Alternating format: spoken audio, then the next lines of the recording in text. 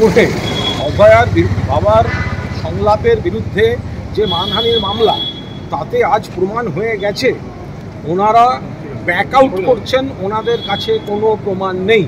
উনি যে স্টেটমেন্ট করেছিলেন, নিজের স্টেটমেন্টটাই উনি এখানে বলতে পারলেন না, বা ওনার লয়ার বলতে পারলেন না যে হ্যাঁ আমার ক্লায়েন্ট এই অভিযোগ করেছে, এই হচ্ছে ডকুমেন্ট। তার বদলে টাইম কিল করার স্ট্র্যাটেজি নিয়ে এখানে বলতে হচ্ছে আচ্ছা যেটা অভিযোগ আমাকে একটু ভিডিও ক্লিপিংসের ইয়েটা দেবেন, যেখানে আমার লয়ার অয়ন চক্রবর্তী পিটিশনে গোটাটা ডিটেল লিখে দিয়েছেন। সব থেকে বড় কথা, উনি তো জানেন, উনি সাংবাদিকদের সামনে বড় বড় কথা বলছেন যে সিবিআই ঘুষ খেয়েছে, রাজ্য সরকার টাকা পাঠিয়েছে, কোনো সেটেল করেছে, আর সেটা কোর্টে দাঁড়িয়ে বলতে পারছে না। তখন মনে হচ্ছে আমি কি বলেছি, আমার ভিডিওটা একটু দেবেন।